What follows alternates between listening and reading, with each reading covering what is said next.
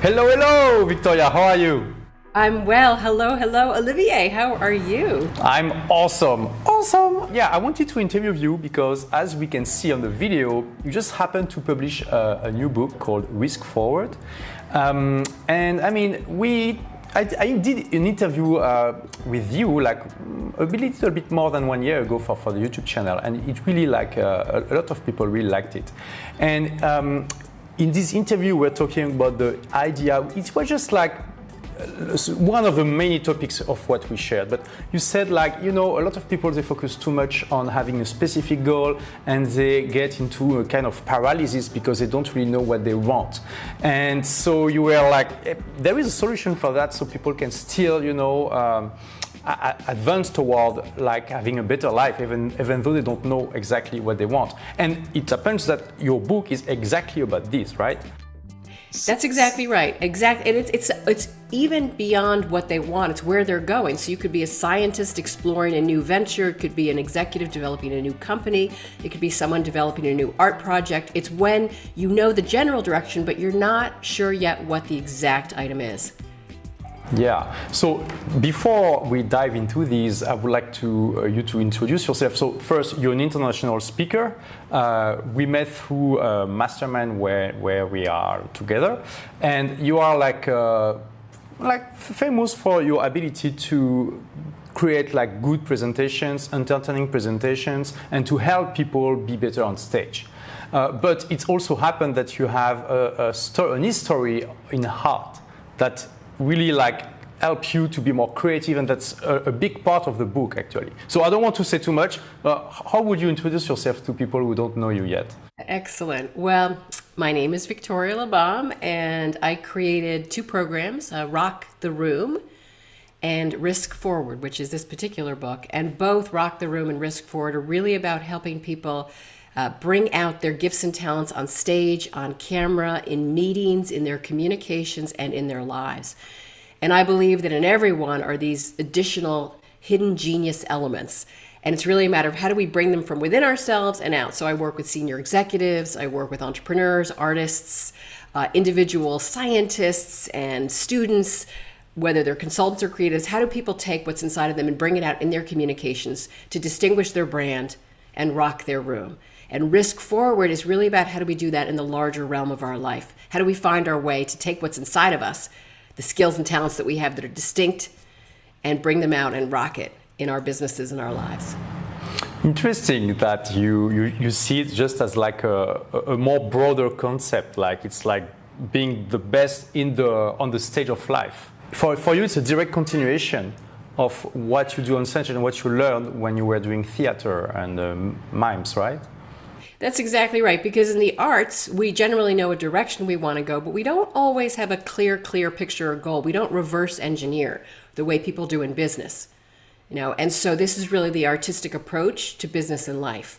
And therefore, it's principles from the arts to help people up-level their performance in business and life. So your book, Risk Forward, it's mainly for people who doesn't know really what they want, or is it also for people who has a specific goal in mind already? Yeah, it's both. Really, the book is for those windows of transition. When we are in a period between clarity. So for example, it could be 5 minutes when you're trying to figure out what blog post to write or whether to speak up in a meeting. It could be over the matter of a few hours as you're wrestling with a decision or a choice in your movement, in your business. It could be over the course of weeks, months, or years. And so really in that gap between moments of clarity is when we can find our best next move. The challenge is people are forced to make a decision too quickly because they are embarrassed to not know, or we are told we always have to be clear. And it's the way we handle those minutes in between that determine our success. And that's what the book is about. How do we make the right choice, whether it's in a matter of minutes or a matter of hours or months or years? And so we all go through these periods. Even if we know what we want, even if we know our goal, along the way there are many, many moments of not knowing. And so this book is for those. It's so interesting because you're right. I mean, any people who is doing something with his life has these kind of moments. I mean, of course, it happened a lot to me, even though I had a lot also of moments of clarity when I wanted, and I knew exactly what I wanted. And it's so interesting to have this a methodology for these kind of moments that can be a bit painful, you know, and even sometimes really painful, where you have these doubts and you don't know what you're going to do with your life, and maybe sometimes you have reached a success level, you know, you're like, okay, so I did this and this and this, now what is the next level? What do I do? I just want to pause you there, because that's exactly it. I mean, the people who are responding to this message, one woman who runs a very large company, she'd gotten the company to a certain level of success, and it was exactly what you said, Olivier, you know, now what? And she was about to hire an outside consultant because she thought, I don't really know which direction to steer this large company ship. And in the process of reading the book, there's a wonderful line in there I have, which is, don't outsource your vision. And when she read that, she said, wait a second. Why am I going to hire someone outside to tell me what to do? She said, I know this. She went through the book and she made a clear decision as a result that she says saved her company about $5 million. Wow. So it could be that. You could also be a student just out of college and you're not sure what's next. You could have gone through a divorce or a health change. You could have just moved. You could be in a career transition. It's all those moments. So is the first step about realizing that it can be a blessing and not just a curse? That's exactly it. And that's the first statement, is really that it's okay not to know. Like, this is actually a gift. It's ripe. It's fertile. This window between knowing, it's like, it's a fertile ground. It's full of possibility. And if we can meet that void, that not knowing, without just trying to jump out and get through the quickest fashion forward, then what we create can be beyond our expectations and imagination. And so, okay, so I imagine someone who is watching this video and saying, okay, so right now I see it as a blessing. So what is the next step? Yeah. So the book is written into 7 phases. So the first phase is that embrace the fog. Recognize that you're in the fog and it's okay. The next phase to your question is to begin from within.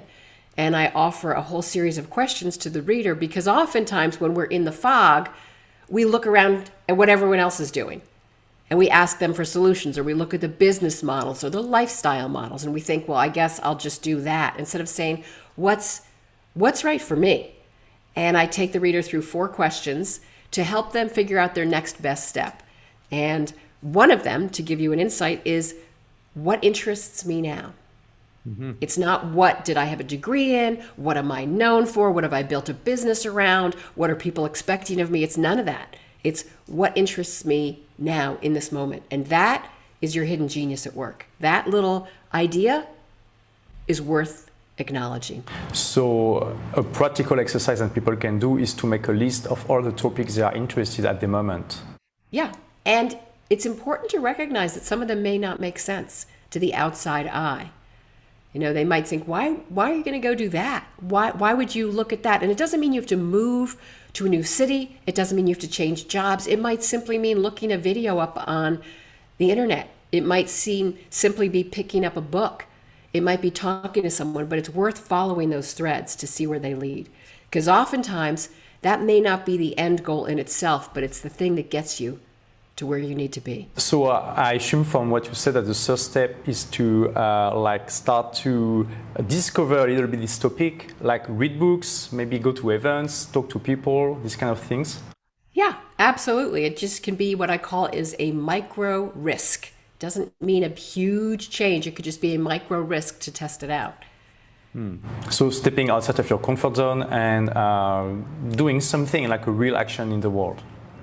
So I'll give you a concrete example. Right now, Ryan Levesque, who's well known in the marketing world and a friend of ours, he during the pandemic started cooking. He just got very interested in cooking and doing these gourmet meals at home. And people would ask him, are you building a course from this?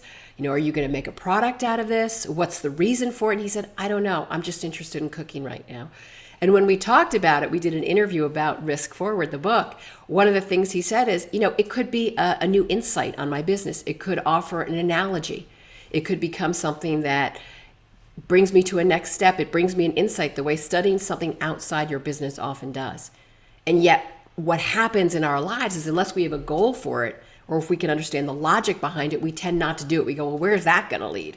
Instead of saying, let's just trust that the interest is there for a reason and see where it takes us. And you think that most of the time, I mean, not for every topic we are interested in, but most of the time it connects to something deeper, deep inside us that want to exist, to blossom? I do. And it could be because it's going to blossom. It could be just because it helps our brain think in a new way. But that's what I mean by the word hidden genius. That is your hidden genius. It's there. And if you think about your own life, Olivier, I'm sure you have a lot of examples of that. I mean, what would be one in your life where you followed something, even though it made no sense, but it was an interest and it turned out to be a really good choice? Yeah, I mean, it's when I decided to write a book, so like you did, and it didn't make sense from a business point of view because it had a huge opportunity cost because it took me 4 years to write it, not full time, but still. And I could have made way more money by investing this time and energy into creating products. But for me, it was I wanted to create like a piece of art, you know, a masterpiece. And it was like an artistic behavior, an artistic mission even. And right now, I mean, I'm so happy because the book is a bestseller, and of course, it doesn't hurt the business at all. And for me, I'm almost as proud of my book as I'm proud of my business, you know. So yeah, absolutely, I can completely relate to what you said. Yeah, it means also to have the courage to explore path that we are interested in, but doesn't make sense in the short term, right? That's exactly it. Yeah, it doesn't always make sense, and sometimes later on it starts to. Or, for example, anyone watching this, you might have disparate interests. So you might have a business in insurance, but you happen to love photography, or maybe you have a business in marketing, but you happen to love salsa dancing. And my belief is that there's a connection between the two. And there's a whole section in the book called the Prism effect. If you think about a prism, like literally a prism, and all the different colors that come out of that, I think we are like that as people, and that those different aspects of your personality and your passion are there for a reason. And when we bring them together, we fuse those. So you bring together your love of marketing with salsa dancing, or your insurance with your photography, and you find ways to fuse them. It can really make you stand out and distinguish your brand. So it's about recognizing the current interests, but also what do you already have that you're doing that you could bring together? Here's an example. You know, for me, I wrote this book, which is primarily a business and personal development book, but I use a lot of mime and movement as an analogy to explain the idea. So risk forward itself is a term that comes from the world of mime, and yet I use it as a philosophy for life. So how can you take your expertise and your interest and use them to take an audience or a reader or a client or a customer to a new way of seeing something?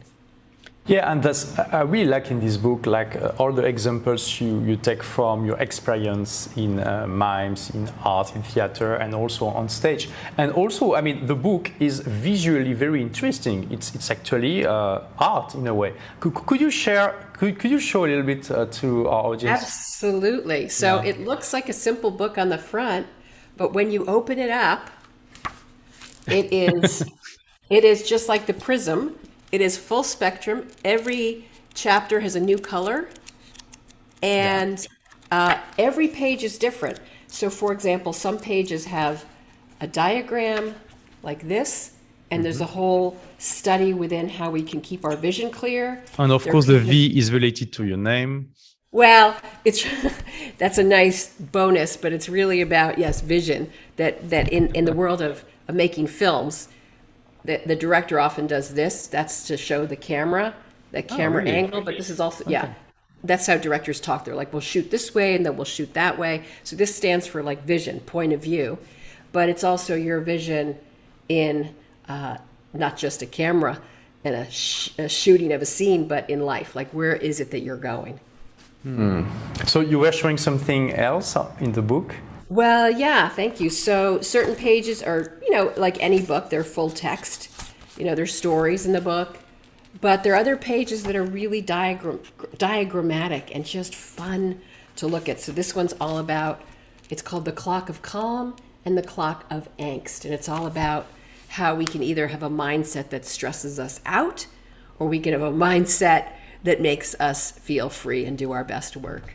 We have a great example here of like a synergy you created between your different skills and that you wanted to use to enhance the way you're communicating your message to the audience. Exactly. So, a lot of books look the same. I thought, how do I take my spectrum, my full range of colors, and put them together? So, for example, I'm a performing artist. I happen to draw. I have a trademark character, that little figure that's in the book. I like poetry. I use visual examples. I worked in the corporate, entrepreneurial, and artist market. How do I bring all that together? And so that's what this book is. It brings together various aspects and talents of mine. My challenge to anyone watching this interview is, what do you have that you could use to make whatever you're making different from everyone else's? Instead of looking the same, as I say in the book, the opposite of courage is not cowardice. The opposite of courage is conformity. It's doing it like everyone else. And so Risk Forward is a call to do it your own way, to do it in a different and unique way that lights you up and that is going to surprise and delight, if you will, the people that you're meant to reach.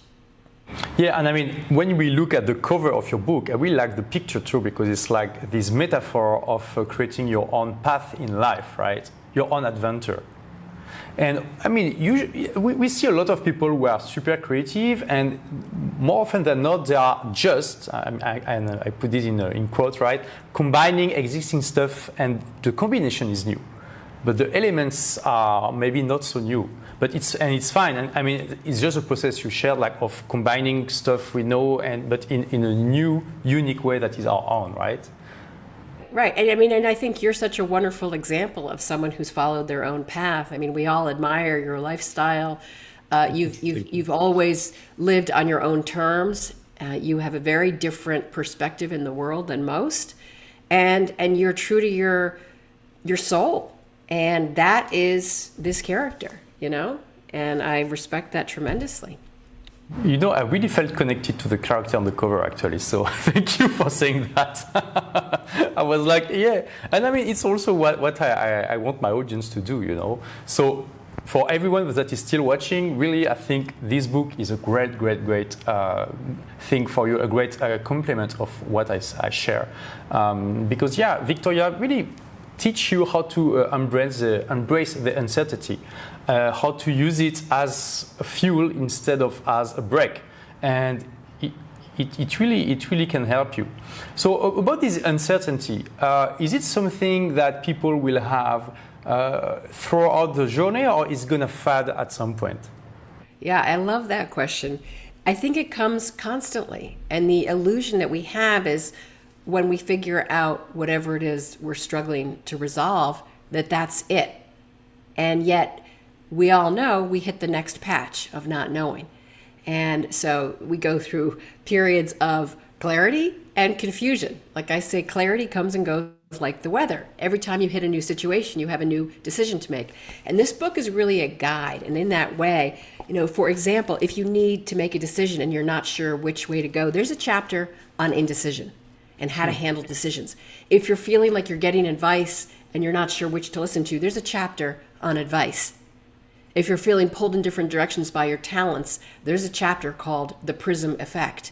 So ultimately, if you're dealing with you've got too many ideas and you're not sure which to do first, there's a chapter on figuring it out. It's called creating, and it's a whole system I use that I teach in the book around these V cards. How do you use these colored index cards? The infamous V cards. The infamous V cards. How do you use these V cards to make clear decisions? So it's really a book that you can keep on your bedside, on your shelf, and you go to it like a guidebook whenever you have, like you said, Olivier, a new time of confusion.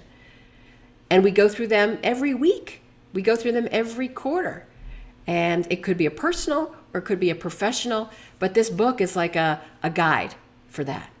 And I mean, I don't think you can be an entrepreneur without embracing a bit or a lot of uncertainty, because you have to have some risk at some point. You can try to minimize the risk. You can use like the lean startup methodology, for example. But at some point, you never know if your idea is going to work or not. If it will be easy to know if the idea will work or not, we will all be billionaires, right? Yeah, so everyone should has his toolbox like a methodology to deal with this kind of risk of uncertainty of okay, am I doing this step or not? And your book, I think, is perfectly great for this purpose. Well, I appreciate that, and I really wrote it for people to make it easy to read. It's not really long, so that when you're in that phase of uncertainty, it's right there. It's very accessible. The whole book is short, as you've seen. Yes. And people are finding it very helpful because as an entrepreneur, there is so much pressure. You know, you're always making new decisions. You're leading the way, and that can be lonely. And this book is like a companion, you know? Most of my audience is French speaking. Is your book gonna be translated in French at some point? I would hope so. I'm in touch with various publishers now, so we'll see what happens. But even if English is a tough language for you, I think it's worth getting because there's such a visual book. A lot comes through visually. Sure. And the words are very spare on the page, so it's not a lot of heavy reading. But yes, fingers crossed for a French translation.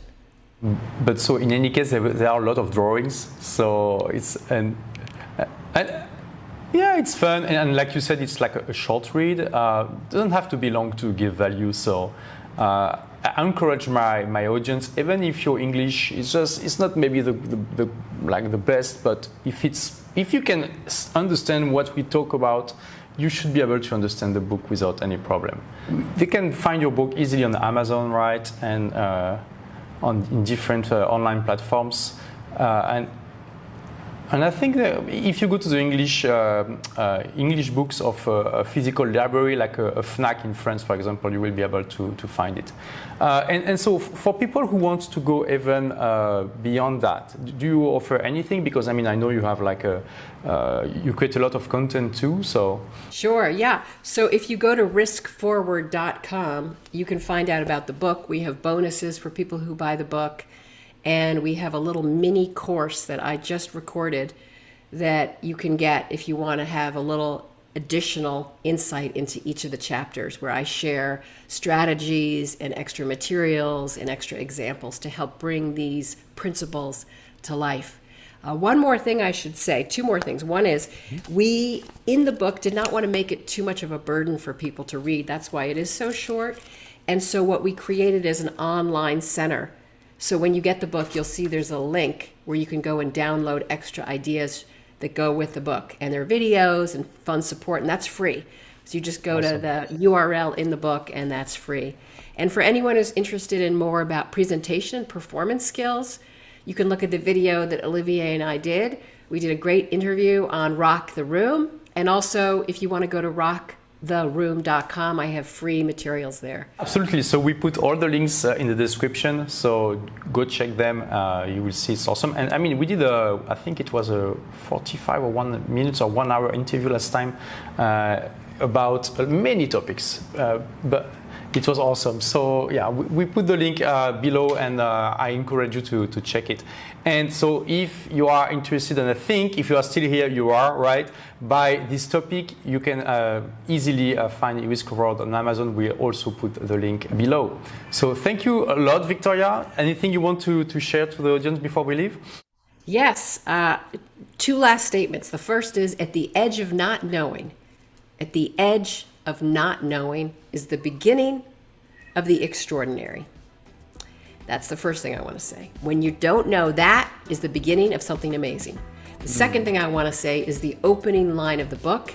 And I can tell you, I've said this line in front of world leaders. I've said this line in front of chief marketing officers at some of the biggest companies. I've said this in front of all types of entrepreneurs, artists, and executives. And everyone smiles when they hear it, which is this. Some people in life know exactly what they want to achieve. This is a book for the rest of us. Awesome. And it's a book for the people who want to embrace their inner adventurer, their inner Indiana Jones. That's a wonderful way to say it. All right. Thank you a lot, Victoria, and see you around. Ciao. Merci à vous. Ciao, ciao.